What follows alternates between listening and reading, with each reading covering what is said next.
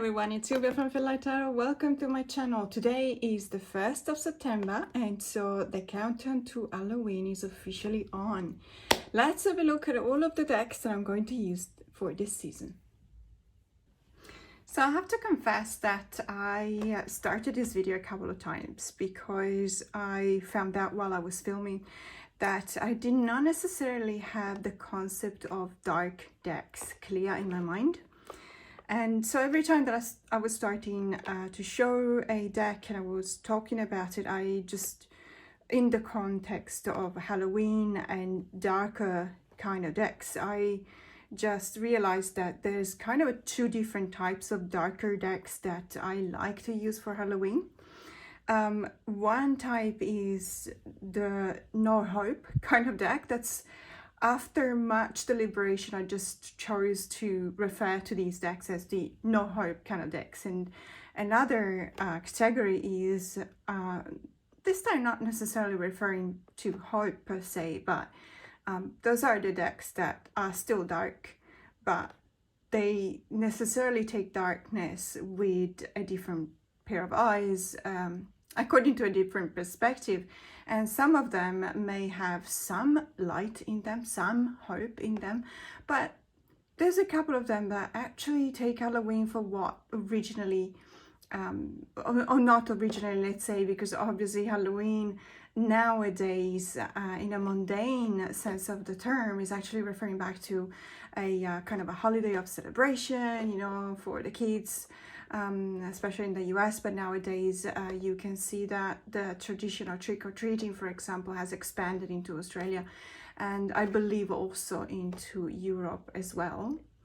And so obviously, you know, if you look back at this kind of vision of how people relate to Halloween, you'll see some decks showing that with a kind of a grin on their face if you personify your decks and imagine them as having a face.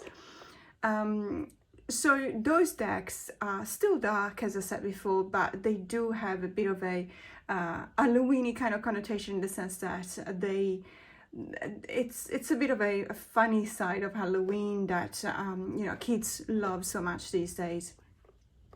So what I decided to do was to divide all of my decks into two major, let's say, massive categories, and then showing you, starting with the darkest ones, and within the category of the darkest decks, showing you the darkest one, starting from, you know, the Madame Lydia Villamina's tarot up to, well, we'll see, because there's a few of them.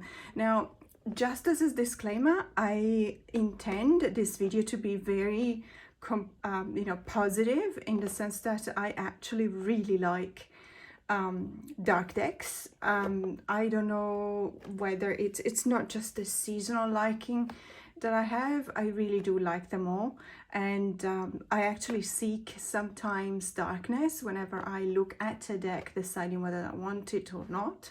Not all the time. But I do have some pretty dark decks. So if you don't know this deck, now I think now at present might be out of print. It had been reprinted for a while. It was on sale. Just one word, you know, to the wise. If you see this deck, it could trend for even up to, I have actually seen it trending for $850 US on eBay. Not that it got sold for that price, but there was actually people considering it. I have seen actually people spending 500 Australian dollars on this deck, 450 just recently. Just a word to the wise, just know that Bethlehem doesn't necessarily stop printing these decks.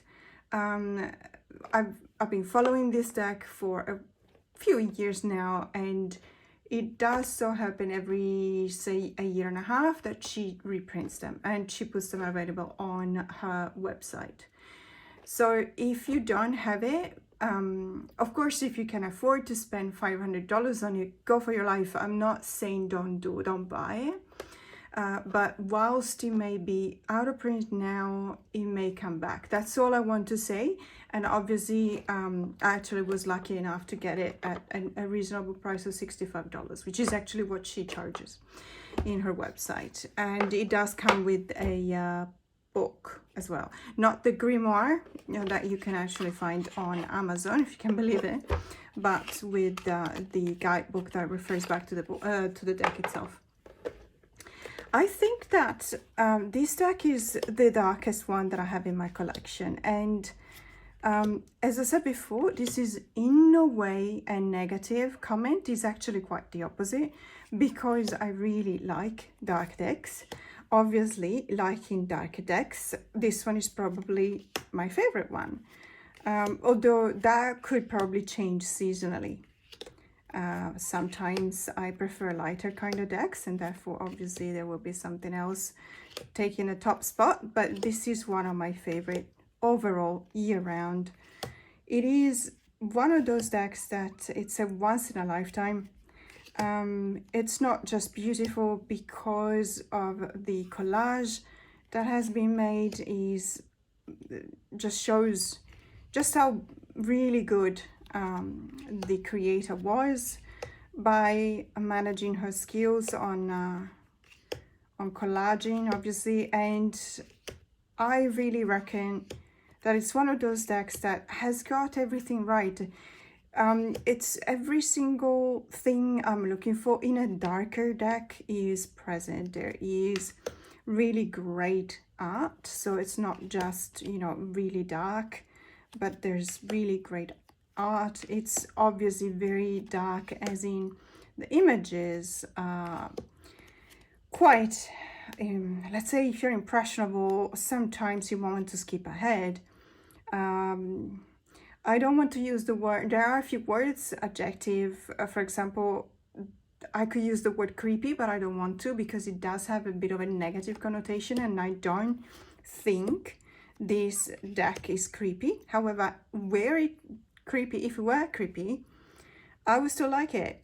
What I mean is that there is that much more darkness in it, because it is unusual, because it is strange, because it is at times grotesque. And I really think that not just that, but you can see also, you know, the meaning of the cards is absolutely spot on.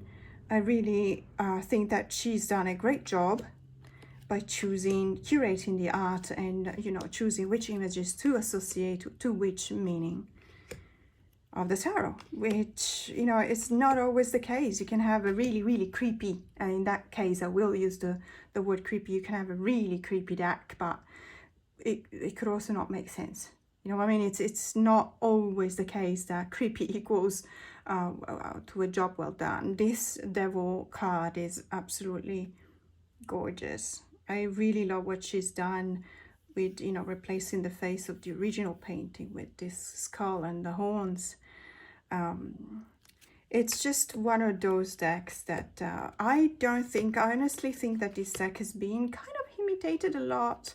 I've seen the other day, for example, I was really sorry to see that, but Baba Studio, I follow them on Facebook, and they were gutted because they reported a Kickstarter campaign of someone who basically took their Victoria Romantic Tarot images and they fed them through Midjourney, so, and let's call it AI tool, and then spat out some different images that you cannot necessarily call plagiarism, or, you know, not being a lawyer, I don't want to venture down that road in a sense that it could very possibly be plagiarism as well, but I'm not sure. But in any case, it felt like, you know, okay, so let's take the most famous deck, the most expensive one that people are really ready to pay top dollars for it because of the artwork. We fit it into Midjourney, and then we just see what comes out of it,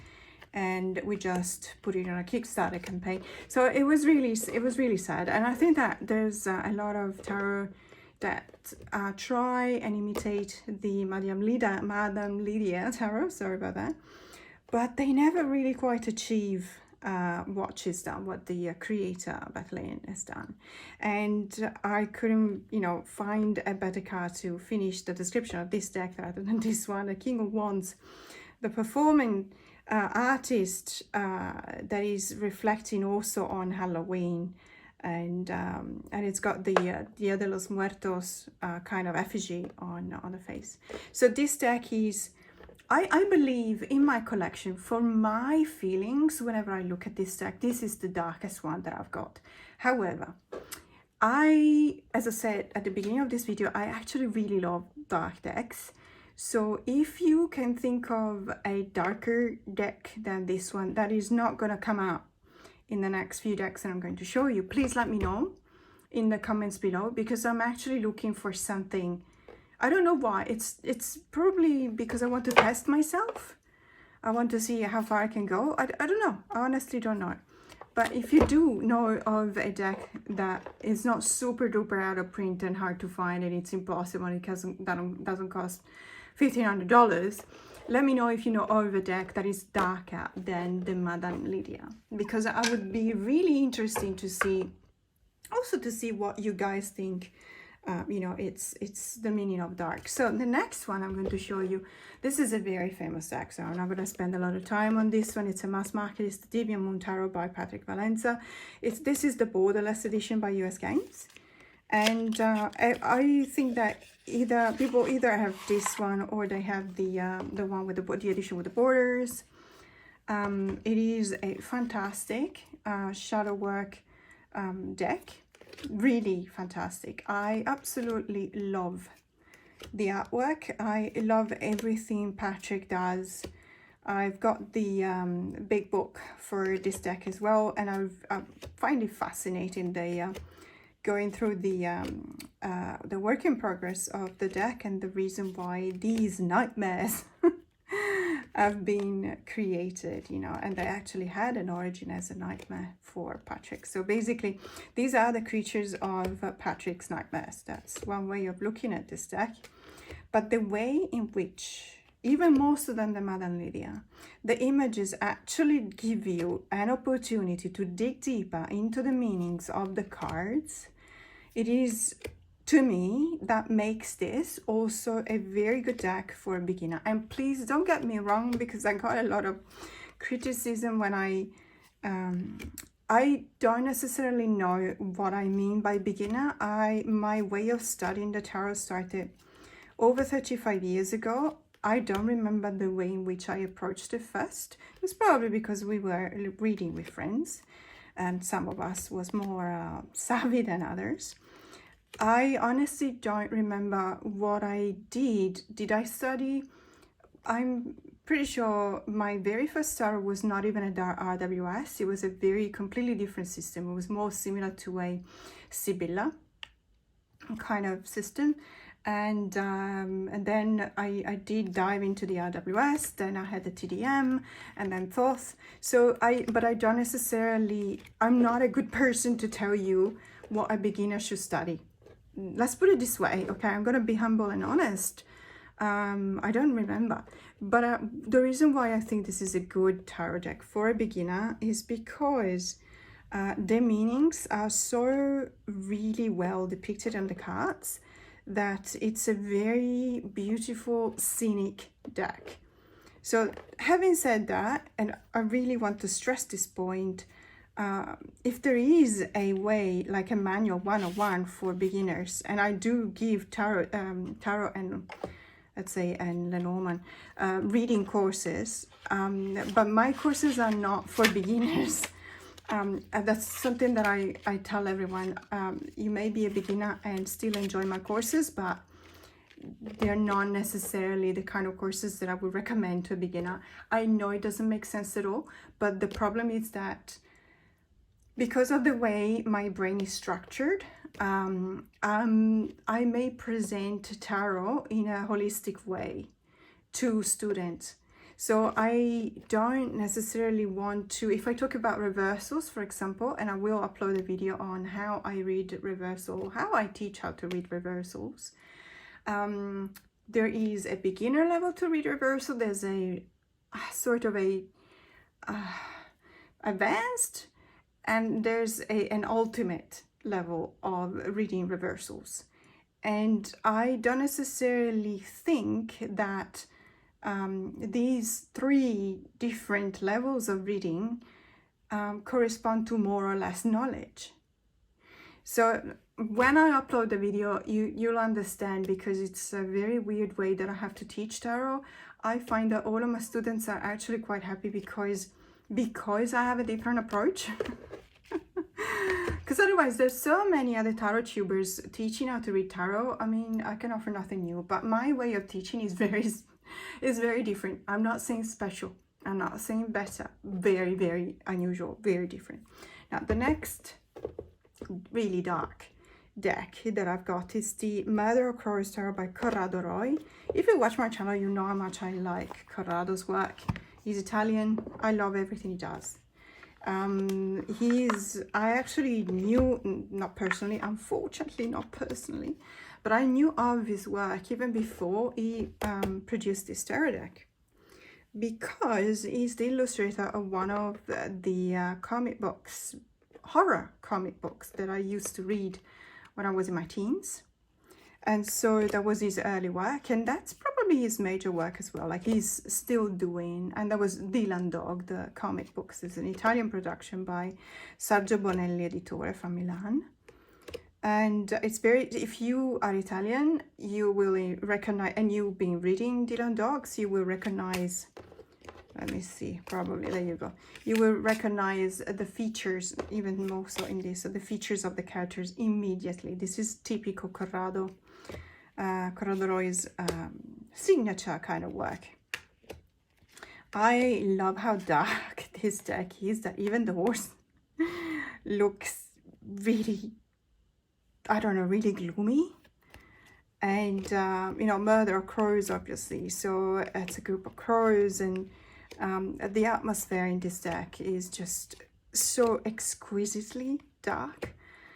It reminds me of a video game, and unfortunately I don't remember the title, but it's a open world RPG that was famous, let's say, for popular perhaps, I don't know, 5-6 years ago. And it was about a plague, and everyone was wearing these masks like this, and it's very similar, and I just loved it, and I really enjoy using this deck as well. I think that it's one of those decks that really leaves a mark, not just because it is undoubtedly a work of art, it's beautiful, it's something that has required an effort. This is all by hand, so obviously there's no magic tools used here. Okay, it's all creative effort by the author, by the creator, by the illustrator. He doesn't write the books, but it doesn't matter, because he's not a storyteller.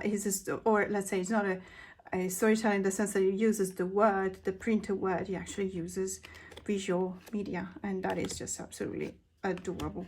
Now, I used to have the special edition of this deck with splashes of red. I gave it away, but I have regretted it since, because I really, yeah, I would have loved to have that one. But this one is just absolutely incredible anyway. And there's also The Dark Side of Tarot, illustrated by Corrado Roy. That is a release from Lo Scarabeo from last year, late last year. I don't have that anymore. I have to confess that I actually rehomed it, because it just doesn't resonate. One thing I wanted to show you is that The Journey of a Lonely Soul. This is also by Lo Scarabeo, Charles Harrington and Anna Magiboroda. It's only 32 cards, unfortunately. It is an oracle deck, however, and it's also quite recent. Okay, I'm dropping everything. I just wanted to show you how well these two actually pair up together. The Murder of Crows and The Journey of a Lonely Soul. It is one of my favorite pairings for, let's say, darker days.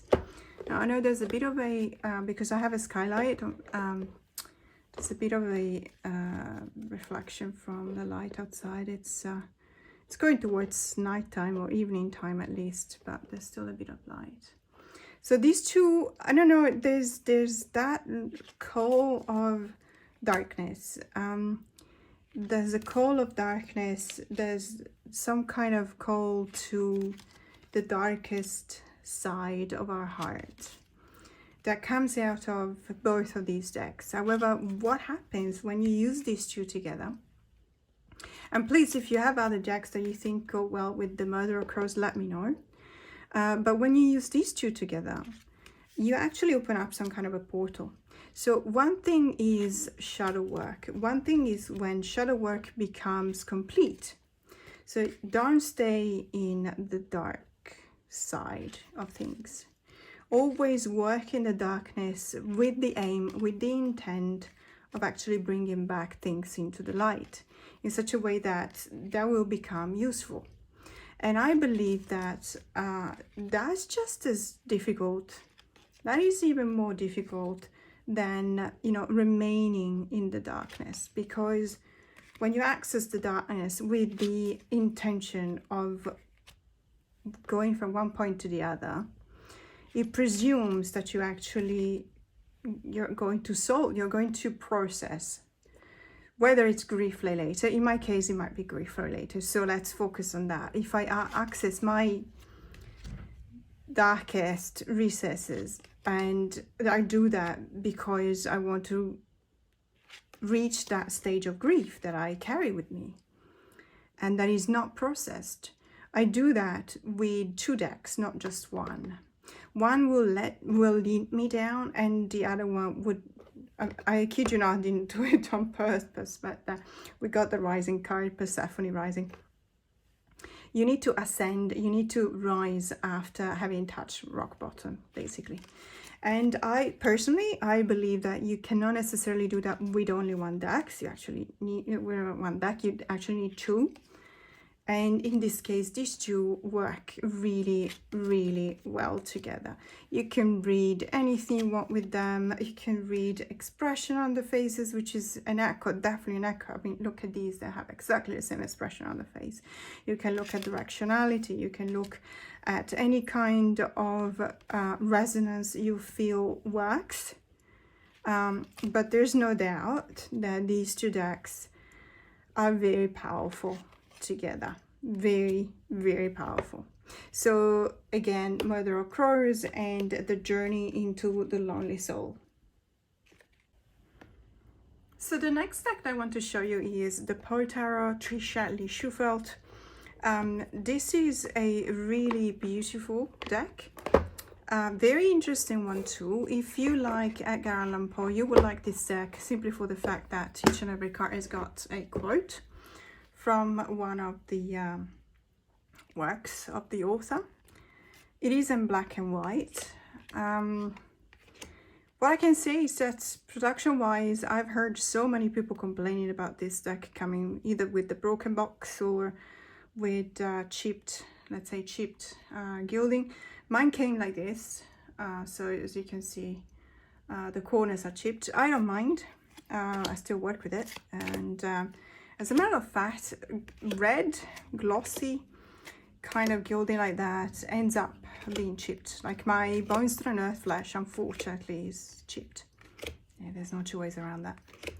So this deck is a very dark deck. So if you recall, if you are familiar with Edgar Allan Poe's work, you will know it's a dark, very dark kind of work that is being produced in all his life. And I have to say, he did not have the best life either. There's a lot of really sad things that happened to him. But he was a master. It was a master of horror. I think that it was the master of the horror when it comes to the power of the word in visualizing without exposing too much. So it's not Lovecraft. Lovecraft to me is visually powerful. Poe to me uses the word in such a way that it communicates in a subtle way the darkness that he wants to show you, that he wants you to get a knowledge in the work, in the writings. And this deck has done a fantastic, so Trisha Lee has done a fantastic work. I think she's done an excellent work in reproducing exactly that. So this is really a beautiful deck, a very accomplished deck, the Poe Tarot. The next deck, and I don't know if you can tell, but we started with what I consider my darkest decks, and we're slowly, very slowly going towards the light, from darkness to light, but we're still in the darkness, I think. So this is the Samhain edition of the Seasons of the Witch Oracles, published by Rockpool, and this one, if I remember correctly, was actually the first one that had been published in the this series, and it's by Lorianne Anderson with Juliette Diaz's artwork. The most recent ones, so Macabre and In Bulk, they've actually changed the artist. I personally like both of them.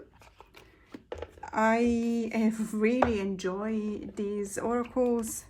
It's a very good production value. I like the fact that they try and keep it, let's say, consistent, even though they did change the artist. They're not too dissimilar. What is very dissimilar is the energy of the cards, but I think that that's because we're talking about different energies of the seasons. Obviously, we're talking about the wheel of the year. So these are Sabbats basically, and Samhain has a completely different feel from Beltane and Imbolc, and well, we don't have Imbolc yet, but Mabon, for example. Personally, I find this deck very dark. I find this deck very dark also because this one still has the poems at the bottom. So it's got, you've got a keyword obviously, and the poem at the bottom, but starting from the Mabon edition, and so including Imbolc as well, you don't have a poem at the bottom, you have a message. So in a way, and this is just me, and it's probably because English is not my primary language, I find it that I have to concentrate on the poem in order to fully understand them, and that kind of lifts me away from the reading. So I actually do prefer it when it's got a message, but that's just personal preference, and if you guys like the poems, of course, go for it. Now, another one that I have to zoom out to show you is the Macabre Tarot by Sam Roke. So by then, she was still called Samantha West, and now she goes by Sam Roke. And you'll know the work of this artist because you'll definitely know, well, this one, the Macabre Tarot, but also recently Rockpool has also released the Veloria Tarot, which is on smaller kind of size. It was originally called, the indie version was originally called the Penelope's Tarot, and I have the Penelope's. I personally prefer the tarot size, so the indie one was full tarot size, and I've had a look because it is in all the bookstores now. So I had a look at the most recent mass market edition, and I'm very happy that I was one of the last ones probably to still be able to buy the indie version of the Penelope's, because I really do prefer, I don't know why they chose that. Well, I do, because basically the other tarot, the Cosmic Sea dash and NT of Sam was on that kind of, down the line, it was that size, which is the same size also of the Squid K Marseille, just to give you an example. So, but have a look, it's called Veloria. So this tarot, the Macabre, is also very dark for me. I've always asked myself, don't I possibly see this as belonging to the other category? So the category of the decks that are dark, but they're also Halloween, and they'll also look at the festive or, you know, fun side of Halloween. And I don't think it does. I honestly don't think it does. Whenever I use this deck, and I really love using it, I can feel a very powerful energy coming out of it, but it's an energy that it's 100% darkness. It's a beautiful darkness in the sense that it's got a lot of depth, and it's got a lot of what you can imagine being, you know, different shades of powerful and intense kind of messages that you can read out of the cards. But it is a dark deck. I don't see anything funny about the images. I see beauty in these images. Even the sun is creepy, and that was intentionally done so. I really enjoy, I really love it. As I said before, this video is not meant to be, oh, these are my darkest decks. I mean, look at this. I know that this is actually triggering for a lot of people because of the eyes. It's something that I really, really enjoy, and I love this tarot card. This deck card. I love all of these cards. I really, really enjoy them. Even though it is pippish, it's actually a really cool kind of pips. So I always enjoy using this deck. So this is the Macabre tarot. So another deck that I wanted to show you today is the Sinking Wasteland Tarot by Pixel Occult. I've got a couple of decks by this creator. I think that they are all really gorgeous. I really appreciate the art style. It's kind of a modern darkness. This is a, so it comes in a tin can. There's a few different editions, I think. So this one is glossy. Let me show you. But there's also a linen version, which is obviously not glossy. I actually actively preferred this one. Because I thought, you know, the colors, even though it's muted color palette, but it's going to shine, you know, it's going to be better for it to shine, and I just wanted to try the glossy one. In hindsight, I would have probably preferred the linen version, but I still really like this one. As a matter of fact, I think I'm actually trying to rehome this one to get a hold of the linen version without even knowing. Then I just realized that I'm not sure 100% that it's actually still on sale, the linen version. So I kind of changed my mind on rehoming this one. This is another one of the decks that, to me, this is just darkness. It's pure darkness. There is no, as I was saying before, there is that kind of darkness without hope. I mean, this is the Nine of Cups. This guy looks like he's just, it looks more like a Five of Cups to me. For the expression of this person and the fact that, you know, the hand, just the band between the legs like that. But it's a Nine of Cups. And I love it. Please understand, I'm actually very positive about these decks, as I keep on saying, because I don't want there to be any kind of misunderstanding. These are not dark decks because I might not like them. These are dark decks to me, and I actually really appreciate them. The second one, by the same artist, Pixel Occult, is Lost Hollow. I also have the Neon Moon, but for some reason to me the Neon Moon is not as dark as these ones. Now this one is also, sorry, nudity alert. This is a fantastic deck. There's no two ways around that. Unfortunately, this edition is out of print. It is the linen borderless edition. There is a new edition which is, I think, still in print, still in stock. And it's got red, and it's this kind of red, so blood red kind of borders, which is actually really, really cool. And so, but my favorite edition was the one with the original one that had cream colored borders. That's by far my favorite edition. I could never get it, but this one is just as beautiful. And it is, and again, it's one of those dark decks. It is a very powerful deck, I believe. Visually stunning, but also very modern. I just really, really enjoy working with this one. It's one of those decks that it's a one of a kind. And I really believe that, you know, to actually be able to this day and age to say that we have a one of a kind deck is something, is really something, because there's so many decks being produced every day. It's kind of becoming crazy and it's kind of getting out of hand. Oh, that's how I feel. But it's also, and please understand, it's not, I'm not criticizing, absolutely. This is economics 101, literally. When you up the production, so when you have a, let's say, a really large production, so the volume goes up exponentially, unfortunately, you're losing quality. This is just, you know, it's just a law of well, not just economics, but it's also, you know, common sense.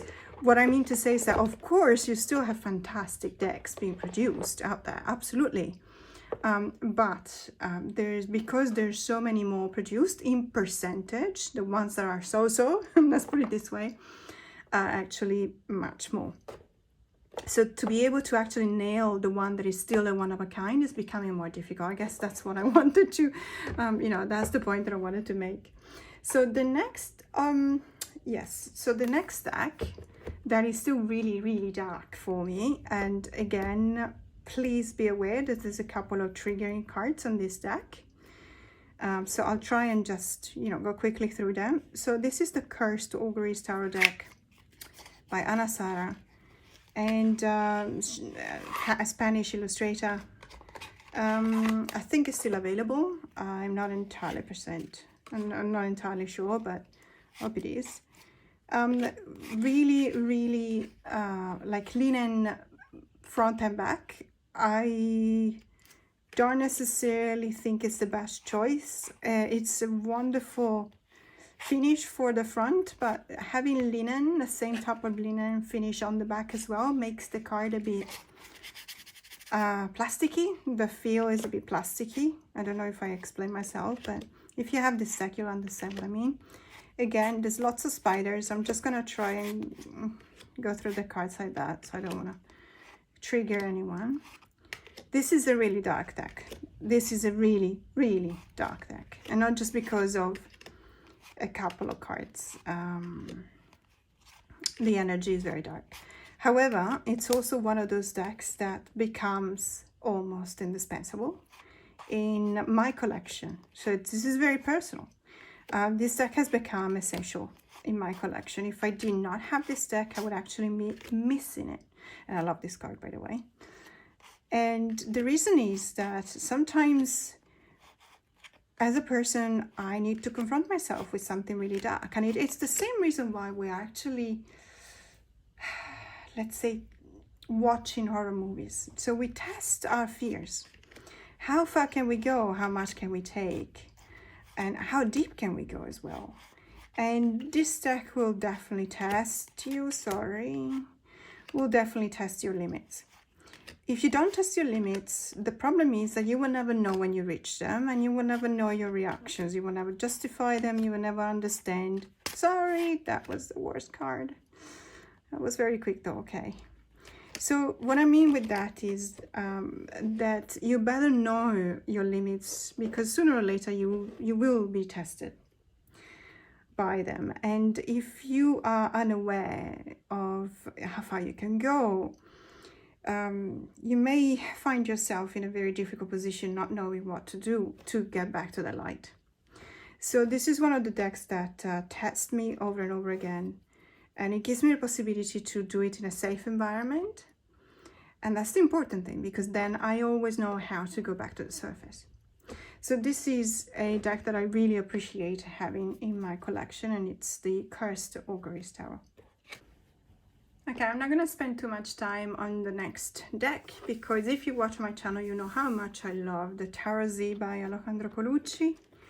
It is by far one of my favorite decks. I love the guidebook. I love the fact that the guidebook actually refers to the cards, so the images on the card, and not just, you know, the meanings of that particular arcana. This is also, you know, every time I talk about this deck, I talk about Justin Cronin's books, The Passage to 12, and how much I love those books and how much I love the dynamics in which he presents zombies, because, you know, tarot Z stands for zombies, and he presents zombies as beings that they were human, so they have a past. They're not just defined by what they are at present, which is a monster, let's be honest. They are defined by their continuous longing, a very poignant kind of longing to know who they were in the past, who they were in their human life before they became zombies, and remembering their names.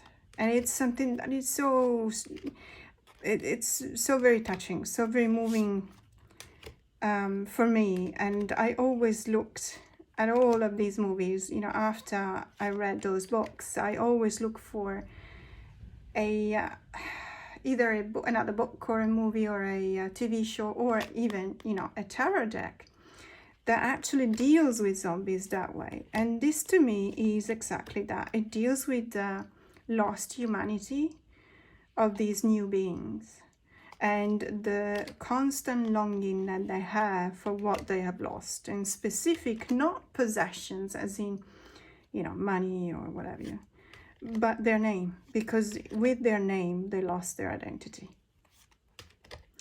It's just something that it really, I don't know, it gives me the it's a very emotional kind of feelings that I get from this deck. So this is the Tarot Z, but you will also know that I love Tarot V as well. Same author, same publisher, Los Carabeo. So this one is very similar in atmosphere, let's say, energy. What I do like about this one is the fact that we do have the occasional reference to the many vampire movie with some kind of very similar, let's say, obviously because they didn't want to infringe copyrights, you know, but this is, there's a few cards in here that, let's say it's an artist reimagination of a scene from a movie. So it's not necessarily an infringement, or at least I don't think so. But as I said before, not being a lawyer means that I cannot possibly tell you whether it is an infringement or not. It might be, I have no idea. In any case, I personally don't mind it. As someone who's using and admiring and looking at these decks, I personally don't mind them. I actually like them. I like them quite a bit. But I just wanted to show you one card. Well, this is clearly, if you look at any historic refiguration, allegedly, of Count Dracula, they do depict him this way.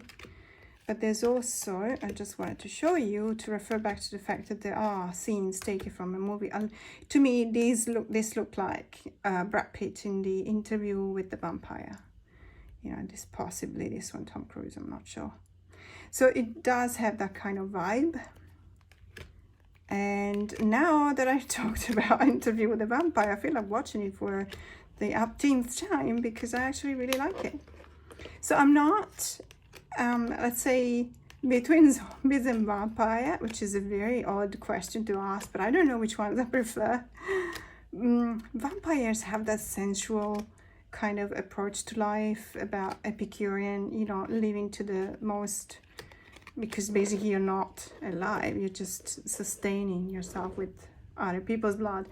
Whereas in zombies, it's more poignant, it's more touching, probably, but both very, very compelling tarot decks. So Tarot Z and Tarot V. And another deck that deals with ghosts and spirits is, well, the Ghosts and Spirits Tarot by Lisa Hunt. US game publication from a few years ago, to be honest. I think, well, 2011. there you go. I thought it was even older than that. I love Lisa's work, absolutely love it.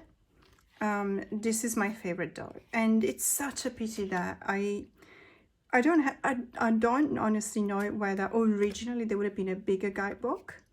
The one that they provide you with this deck nowadays is a little one. It still refers back to the specific ghost story that is depicted in the cards, so you're not completely lost, let's say. But having a bigger guidebook, like for example, I have the what's it called? The Fairy Tale Tarot? Fairy Tales Tarot by Lisa Hunt, and I have a big book for that one. So I don't know, maybe this one also had a bigger book, the original version, and now they don't produce it anymore, which is really a pity, because it would read like fairy tales, and everyone likes reading about fairy tales. And this deck, let me tell you, it is very dark. I mean, these are ghost stories. There are a few, to be honest, there are a few positive stories, as in, you know, good happy ending, let's put it this way. But the majority of them are just very eerie, very, well, look at that. Every time I look at it, to me, this is just a work of art that is just never ending. And I wish I had full-size prints of all of these cards, because I just love all of them. And look at this Seven of Swords. There's so many details. It's unbelievable. I wish the cards are like this big. I don't know. I love the Ten of Cups. Anyway, so, and the World is probably one of my favorite World cards. Because generally speaking, the World is not, maybe the World from the Bohemian Gothic is really beautiful, but I don't necessarily like the World cards in most of my decks. But this one is just fantastic. So this is the Ghosts and Spirits Tarot by Lisa Hunt. And the next deck that I wanted to show you that still belongs to the category of very dark decks is the Nightfall Tarot.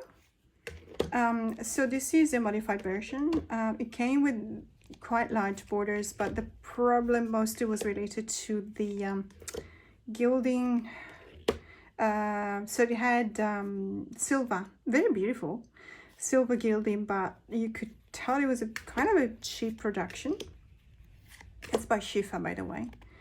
And so I trimmed off the black borders. I also trimmed up the titles, because this is 1000%, as you can see, RWS, so it's not difficult at all, you know, to understand what cards we're talking about. And it's a really beautiful deck. I actually like it very, very much. It's one of those decks that has got a lot of it pays a lot of attention to the details within the RWS symbology, but it still takes its own interpretation and puts it in the card. I really, really like it. There's a couple of cards that I like more than the rest of the cards. I don't know how else to put it. And one of them is this Five of Pentacles. This card is so beautiful. And the reason why I love it so much is because even though it is 100% RWS, you have the, you know, the glass, the sense of being left out in the cold. It's actually snowing. You have the person that has clutches and bandage on their head. But what I like about it is that there is this light. I don't know if you can see it, but there is a light coming from inside the place they've been kicked out of, which is, you know, it could be a church, but it could be anything else. And contrary to other interpretation or other decks, one of the two is turning away. So this person in the forefront has already decided to just let go, whereas this person is still looking at the light. And that's so very strong as an interpretation for the Five of Pentacles to me, because even though it is very powerful to see that you're not alone in the loss,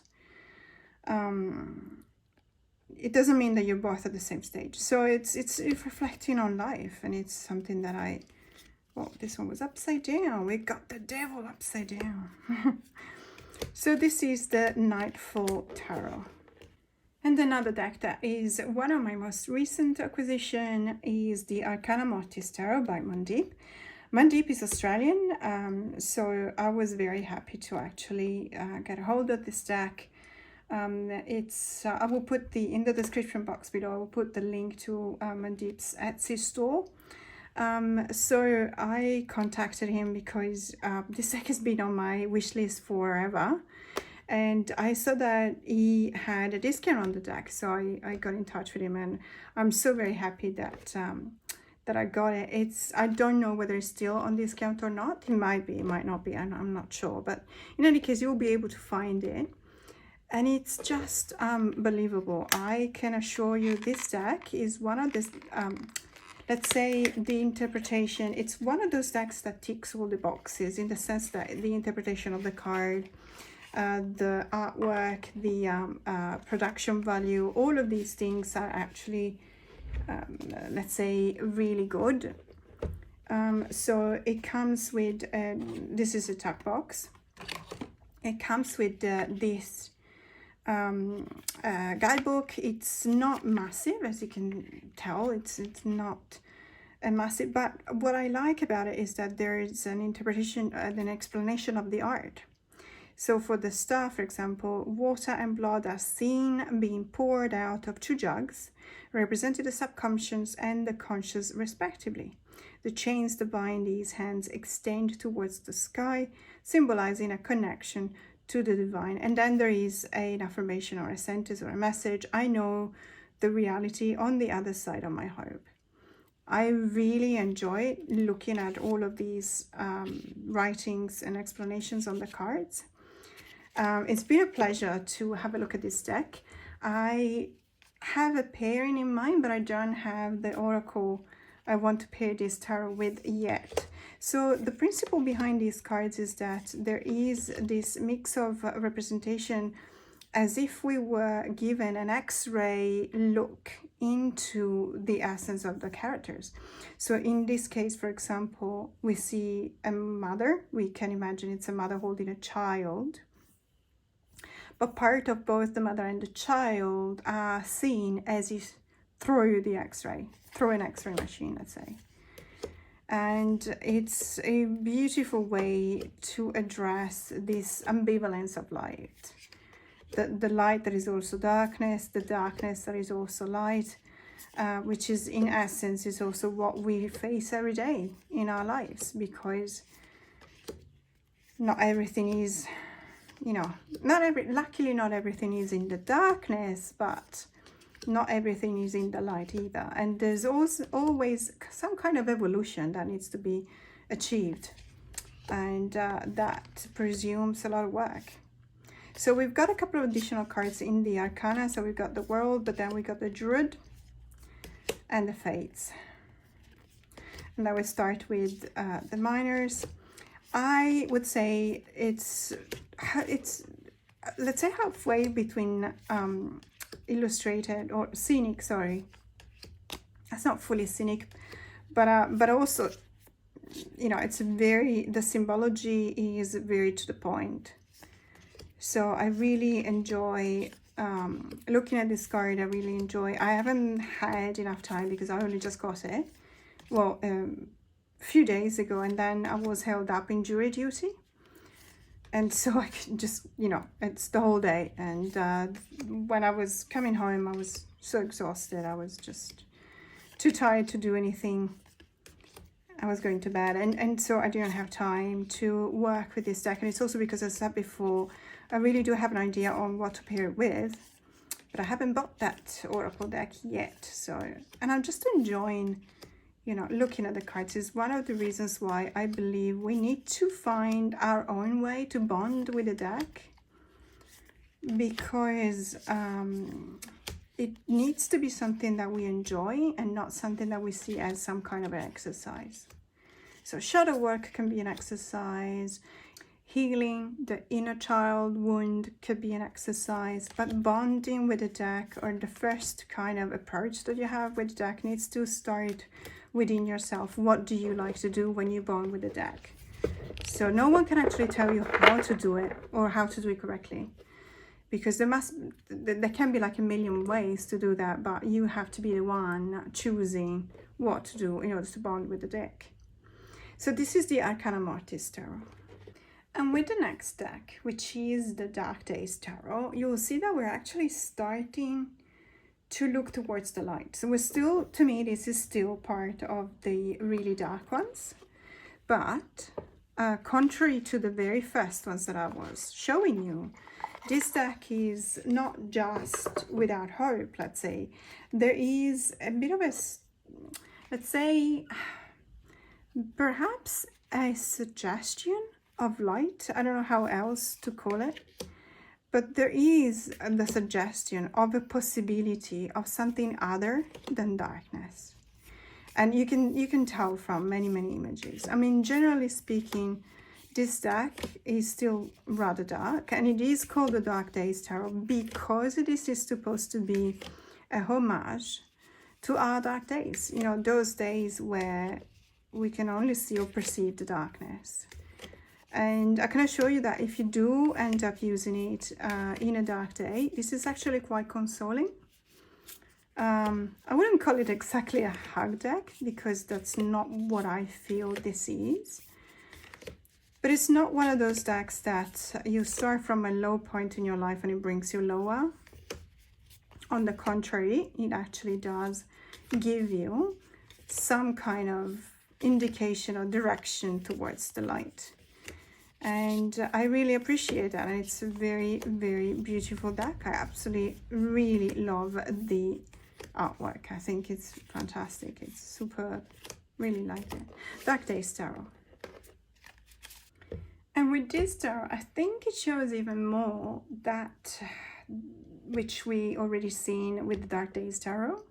So the presence of light, or at least the indication of a possibility of light in the darkness. And it's actually called the darkness of light. So it's almost as if we were looking at the same concept from the other way around, that in light there is darkness. This is a very special edition to me. I'm so very happy that I finally found it. This is the white bordered edition, and because of, and it's also a matte cardstock, which I really enjoy, not the linen, the most recent one, because of the white borders and also the white backs. I believe that this version is actually kind of lighter, but also in the middle of the images, not just the borders. Of course, the borders are lighter because they're white, but what I feel is that having a whiter background actually brings up the lighter parts and the color parts of the images as well. I don't know if I explained myself, but in any case, I longed for this deck for a long time, finally found it. I'm so very happy that I found it, and I finally have it. I am so worried. It wasn't cheap, let's put it this way. It was cheap for the price that I've seen this deck going, but it, you know, it's not the price of a normal, even an indie deck. It's also because it is out of print.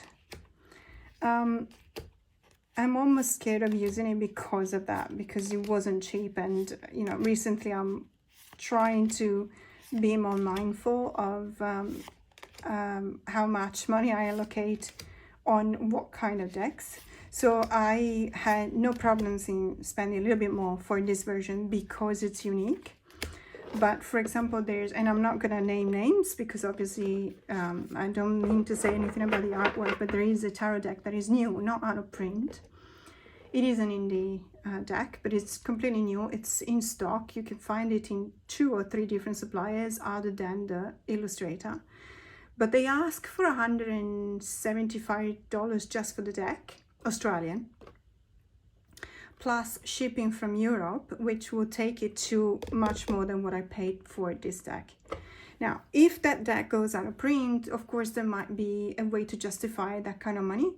But when I look at my expenses, I find it easier to justify a certain amount of money spent on a deck that is out of print and very unique, other than, you know, another deck that is still beautiful, and that's why I'm not naming it, because I don't want to say anything negative about that deck in specific. It's just, you know, what are you willing to pay for it?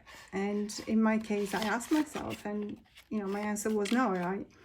If I can choose, because at that time I had to choose between buying this one and the other deck, and I chose this one because I thought myself also that the other one, you know, could have been still available the next time that I want to do a purchase of this magnitude, let's say. So this is the Darkness of Light Tarot. And the last deck that to me is a bit of a bridge between what I consider really dark decks and dark decks that have a bit of a fun side to them is the Bohemian Gothic Tarot. This is by Bybee Studio. I think it's the 3rd edition. I love this deck. It's got 2 lovers cards. I love it because everything about it is just absolutely gorgeous. The artwork, the colors.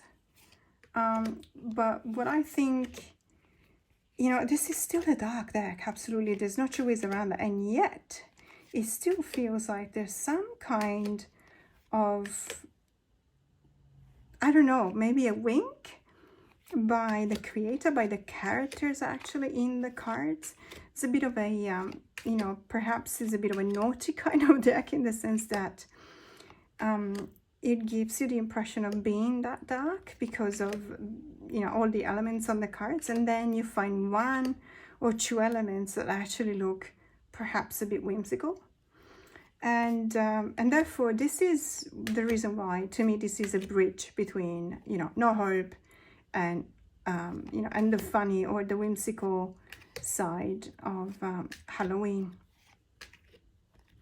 I really enjoy this deck. I love using it this time of the year, especially, but sometimes, you know, even in the darker months in Australia, obviously, we are actually going towards the light. We're going towards summer.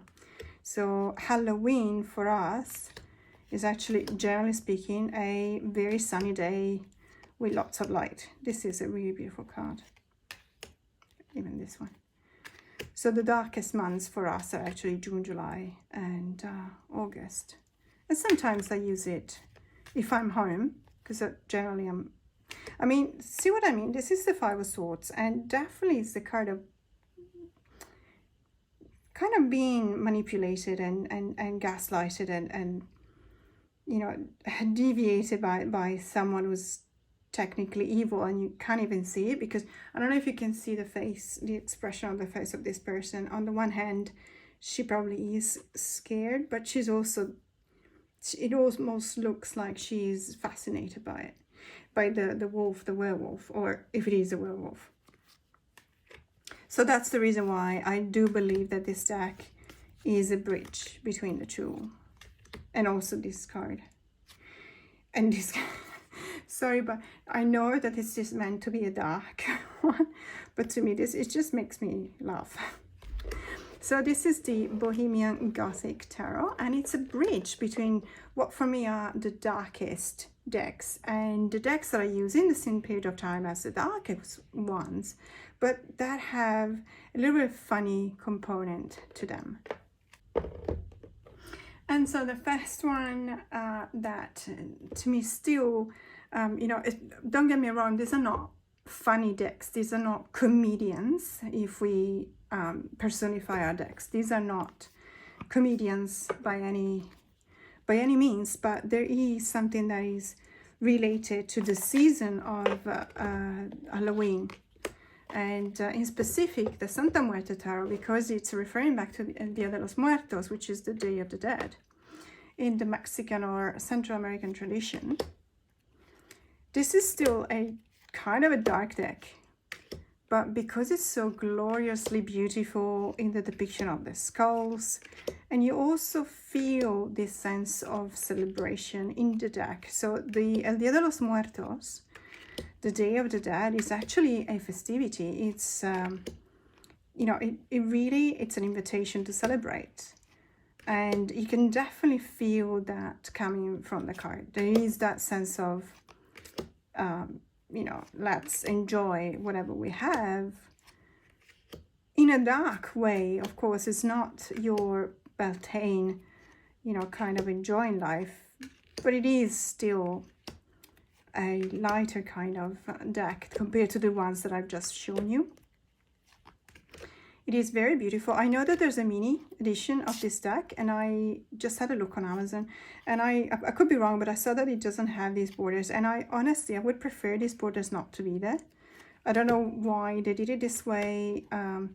It's kind of like the Primordial Tarot. I really don't understand why they did a border, just half a border here and half a border there. It just doesn't make sense. Sometimes it works, I think, perhaps, but in this case, I would have preferred the cards to be just, you know, borderless, because it's just so beautiful. Hello, this was reversed. So I really enjoy, again, one of the ways in which I bond with my decks is just look at the cards. You know, like I'm doing right now, just look at the cards, watch a couple of walkthrough, hear what other tarot tubers have to say about these decks, that I always gain insights when I do that. So this is the Santa Muerte Tarot. The next deck that I'm going to show you today is the Dark Mansion Tarot. This deck is absolutely positively on, you know, on the whimsical side of darkness. I absolutely love this deck. This is the version with rose petal finish, which is not my favorite, but as you can tell, I have no problems in fanning the cards, because I've used this deck so many times that it's just, you know, it's become, let's say, a bit less sticky, put it this way. And these stick figures, they remind me, of course, of Tim Burton's movies. Even though there's a Nightmare Before Christmas tarot, actually based on characters from the movie, and this is not one of them. This is an independent, actually, deck. It's from, is that Taroteca? Yeah, Taroteca Studio.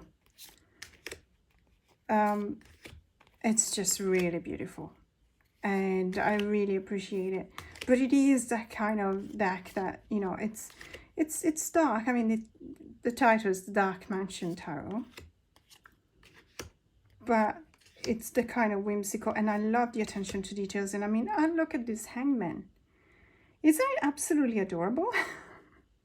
I love that it's got this frog looking up, and, you know, and the bat with his big eyes and everything. I just really, really, and I love this hermit card as well.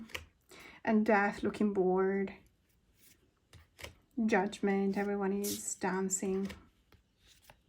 I really love it. I love this deck. It's one of my favorites. Even a Nine of Swords, yes, it's very scary. But then again, there is a kind of a, I don't know, funny side to it as well. So this is the Dark Mansion Tarot. And last but not least, we could not talk about the Zombie Tarot. This, to me, this is the Halloween tarot deck, you know, par excellence. It is my go-to tarot deck when I want to look at the funny side of a Halloween. It is one of those decks that really doesn't take anything seriously. It's a continuous kind of invitation to have a laugh, which is really beautiful. But if you actually look at the cards, they're really dark. I mean, of course, this is set in a world in which zombies have taken over, but there's still a few survivors. And, you know, and in some cases, survivors are struggling. In other cases, survivors are actually using zombies as slaves. It is the kind of deck that makes you think, can they live together? I mean, the Two of Cups is adorable. And I don't know, I think that it's one of those decks that every single detail in every single card is just really, really whimsical, but beautiful, and very smart and brilliant at the same time, which is very much appreciated. And I feel like, you know, there's a lot of ways in which you can use this deck, because it's also very powerful. I mean, don't misunderstand this deck, because it's actually quite intense. It's a very direct kind of deck, and I think it can afford to be direct. because it doesn't really raise any kind of expectations. You just use this deck and hear the message back, and not necessarily it's not one of those typical decks that you would use for shadow work because you don't really take it seriously. But on the other hand, it's definitely not a hug deck, you know what I mean? So when you use it, it's free from any kind of expectation, and therefore it's very direct because of that. And I really appreciate that. So this is the Zombie Tarot. That was the last one. It was a long video and a lot of decks, but it is my favorite season of the year, and therefore I really feel called to use different decks at all times. So thank you so much for staying with me till the end of this video. As always, please let me know in the comments below. I always like to hear what you think about these decks, and it's always really nice to have these kind of conversations with you guys. So more to come. Have a great day.